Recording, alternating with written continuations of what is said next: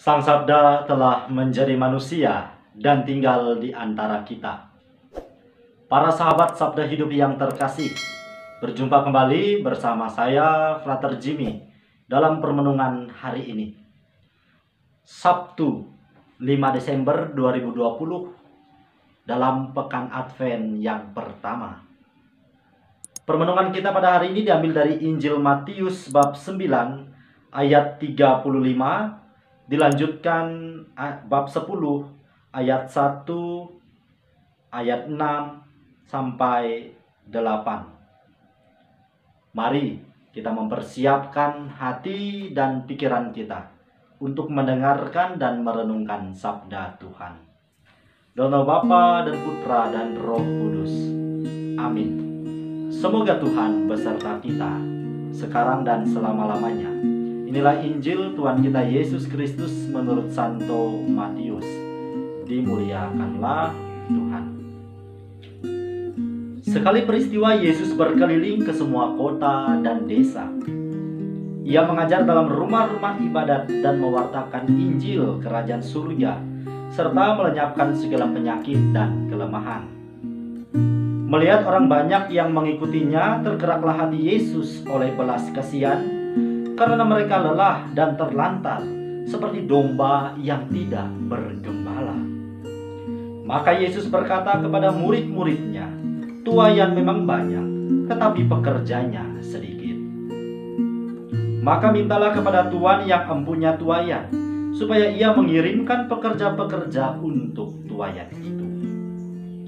Lalu Yesus memanggil ke-12 muridnya dan memberi mereka kuasa untuk mengusir roh-roh jahat dan untuk melenyapkan segala penyakit serta segala kelemahan.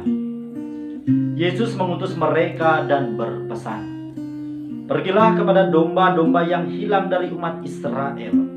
Pergilah dan wartakanlah, kerajaan surga sudah dekat. Sembuhkanlah orang sakit, bangkitkanlah orang mati, tahirkanlah orang kusta, usirlah setan-setan. Kalian telah memperoleh dengan cuma-cuma, maka berikanlah pula dengan cuma-cuma." Demikianlah Injil Tuhan. Terpujilah Kristus. Para sahabat Sabda Hidup yang terkasih dimanapun Anda berada, salam sehat dan sukacita untuk kita semua. Selamat berakhir pekan. Pada permenungan kali ini saya ingin mengajak kita untuk melihat kembali bahwasannya Injil pada hari ini kembali menceritakan bahwa Yesus masih berkeliling ke kota-kota dan desa-desa untuk mewartakan kerajaan surga serta mengadakan mujizat penyembuhan.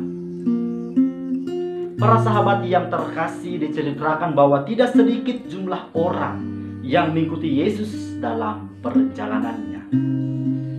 Ketika Yesus melihat orang-orang banyak itu, dikatakan di sana, tergeraklah hatinya oleh belas kasihan karena orang banyak tersebut, bak domba-domba yang tidak bergembala.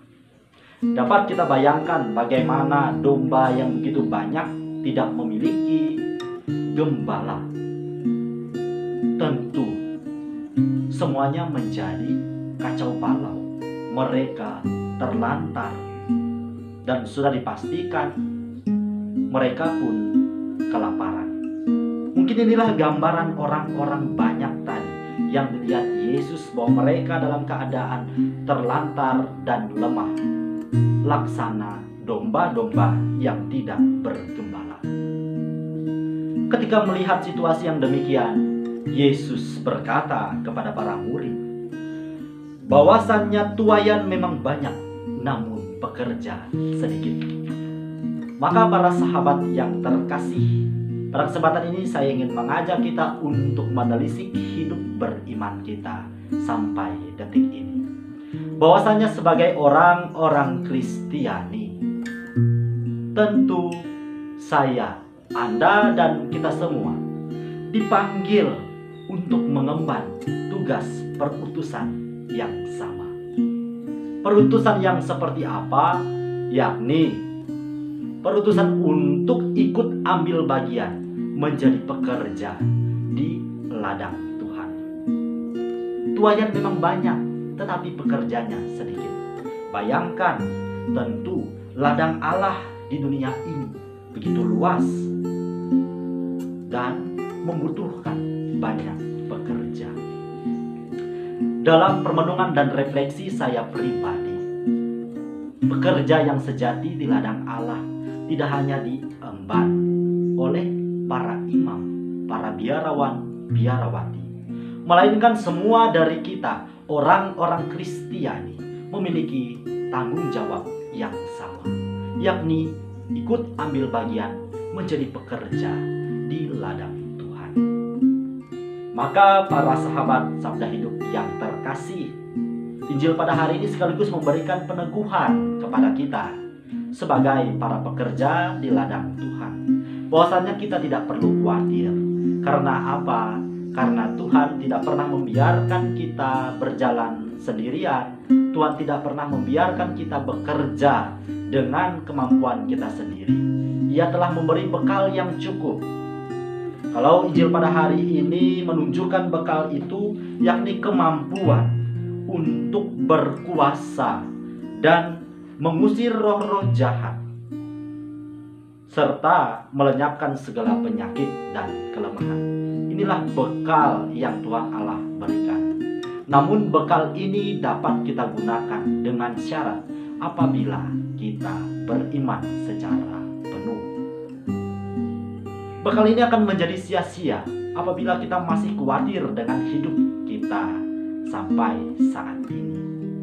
Apabila kita masih kurang percaya bahwa Tuhan Allah masih menyertai hidup kita sepanjang waktu. Maka para sahabat Sabda Hidup yang terkasih, Injil pada hari ini ditutup dengan ungkapan yang sangat indah. Kalian telah memperoleh dengan cuma-cuma, maka berikanlah pula dengan cuma-cuma. Terkadang dalam kehidupan sehari-hari kita menjadi enggan untuk ikut ambil bagian dalam karya pelayanan gereja, ketika hal tersebut tidak pernah dinilai dengan materi, yakni uang tentunya. Kita menjadi enggan untuk memberikan tenaga kita ketika tenaga kita diminta dengan cuma-cuma. Hal ini wajar dan sangat manusiawi menurut saya. Akan tetapi sebagai orang-orang yang beriman, sekiranya penutupan Injil pada hari ini memberikan peneguhan kepada kita, bahwasanya kita setiap hari diberikan rahmat dari Tuhan Allah, nafas kehidupan, kesehatan, tidak pernah kita membayarnya. Kita senantiasa memperoleh itu secara cuma-cuma. Maka jangan pernah ragu, jangan pernah katakan tidak untuk memberikan yang terbaik dari hidup kita hanya demi kemuliaan Tuhan Allah dalam perjalanan hidup kita setiap hari, sehingga kerajaan surga sungguh dapat dirasakan oleh semua orang yang kita jumpai. Semoga permenungan pada hari ini dapat menjadi inspirasi iman kita bersama. Allah yang Maha Kuasa memberkati kita, melindungi kita terhadap dosa, dan menghantar kita ke hidup yang kekal. Dalam nama Bapa dan Putra dan Roh Kudus. Amin.